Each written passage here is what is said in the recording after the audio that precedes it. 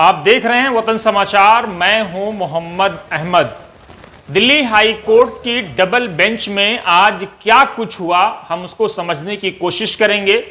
दिल्ली के जो ओखला इलाके से, ओखला AC 54 से विधायक हैं अमानतुल्लाह खान, उन्होंने PIL फाइल की थी। अदालत ने उससे पहले भी PIL यानी पब्लिक इंटरेस्ट लिटिगेशन पे सवाल उठाया था कि क्या यह जनहित याचिका का मामला बनता है या नहीं बनता है। अदालत ने आज भी उस मामले को सवाल उठाया, PIL क्या यानी जनहित याचिका का। क्योंकि लॉ के जो जानकार हैं उनका यह मानना है कि किसी भी विधायक को या सांसद को PIL से यानी पब्लिक इंटरेस्ट लिटिगेशन से या जो भी जनप्रतिनिधि है उसको बचना चाहिए, क्योंकि उसका अपना वोट बैंक होता है, लोग उससे कनेक्टेड होते हैं। तो यह मामला जनहित याचिका का कम नेतागिरी का ज्यादा बन जाता है। इसलिए लॉ के जानकारों का मानना है कि नेताओं को कम से कम जो है बचना चाहिए। उनका यह भी मानना है कि जो लोग इफेक्टेड हैं, जो लोग परेशान हैं, जिनके घर तोड़े जाने की आशंका है, उन लोगों को कोर्ट जाना चाहिए और संभवतः उनको कोर्ट राहत भी देगी जब वो तर्कसंगत अपनी अपनी दलीलें कोर्ट के सामने रखेंगे।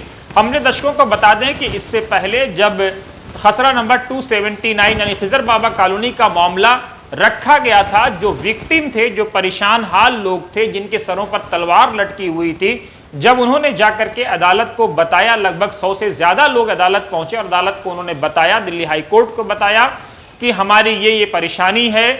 इस मामले में यूपी इरिगेशन अपना मुकदमा हार चुकी है, एक बार नहीं, दो बार नहीं, बल्कि 3 बार। उसके बाद यूपी इरिगेशन आपदा में अवसर ढूंढ रही है।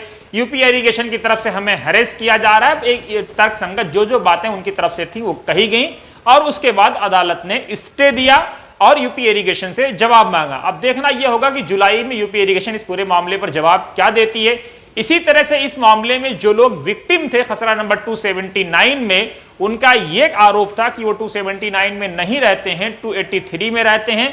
वो लोग कोर्ट गए और लगभग 4 लोग कोर्ट गए, जहां तक हमारी जानकारी है। 3 एक साथ गए और एक अकेले इशरत जहां विधवा गई और उन चारों लोगों को अदालत ने राहत दी और इस मामले में DDA से पूरा डिमार्केशन का और सारी चीजों का जवाब मांगा।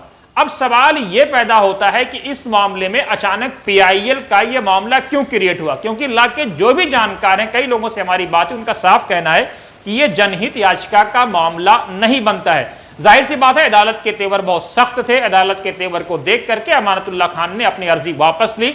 अमानतुल्लाह खान की तरफ से देश के जाने माने सीनियर वकील सलमान खुर्शीद बहस कर रहे थे, जो पूर्व केंद्रीय मंत्री हैं, कांग्रेस पार्टी के दिग्गज नेता हैं, इंडिया इस्लामिक कल्चर सेंटर के सदर भी हैं।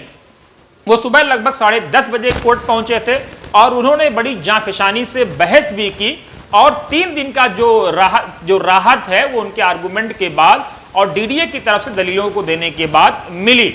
लेकिन यहां पर यह सवाल पैदा होता है कि अमानतुल्लाह खान की अपनी अर्जी वापस ली और अदालत ने उनकी अर्जी को डिसमिस कर दिया, यानी खारिज कर दिया। अब अमानतुल्लाह खान के पास इस पूरे प्रकरण में कोई ऑप्शन लॉ के जानकारों के मुताबिक नहीं बचता है, क्योंकि अमानतुल्लाह खान इफेक्टेड नहीं है, अमानतुल्लाह खान का घर नहीं है, ना उनके सर पर बुलडोजर की तलवार लटकी हुई है।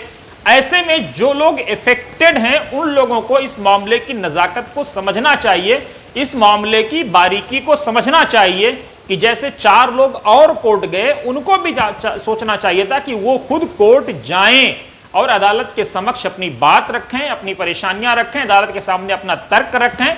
और अदालत में फिर कह रहा हूं, जब आप जाएंगे, अपनी अपनी बातें अदालत के सामने रखेंगे तो अदालत आपकी बातों को सुनेगी। आज अदालत ने एक बहुत जबरदस्त टिप्पणी की है, वो बहुत इंपॉर्टेंट है और देखने वाली बात है कि उच्च न्यायालय की तरफ से यह कहा गया कि हमें यह देखने की आवश्यकता है कि अथॉरिटीज सोती रहीं और स्ट्रक्चर खड़े होते रहे।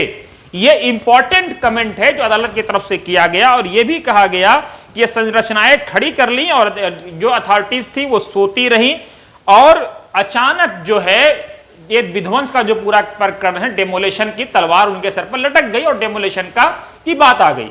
तो सवाल यह पैदा होता है कि अब तक जो इस पूरे प्रकरण में अथॉरिटीज थी 23-30 साल, 40 साल, 50 साल से, वो क्या कर रही थी।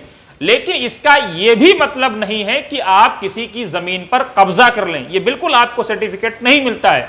हां, लेकिन अथॉरिटीज के लिए चौंकाने वाली बात है, उनके कान खड़े करने देने वाली बात है। संभवतः जिन अधिकारियों के दौर में यह कुछ हुआ हो सकता है अदालत उनकी रिपोर्ट मंगाए, उनको समझने की कोशिश करे, उनको पनिश भी किया जाए।